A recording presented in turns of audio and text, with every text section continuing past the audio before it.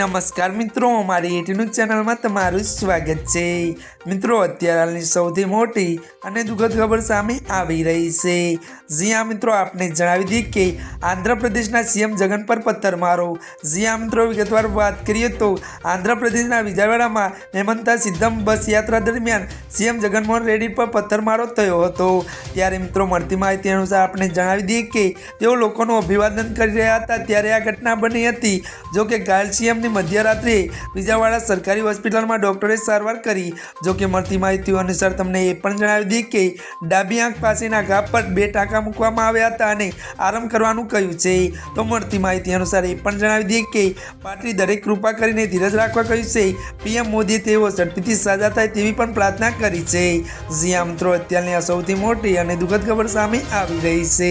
ત્યારે મિત્રો, આજના માટે આટલું જ। અમારી ચેનલમાં નવા હોય તો અમારી ચેનલને મિત્રો લાઈક, શેર અને સબસ્ક્રાઇબ કરી દેજો। ધન્યવાદ।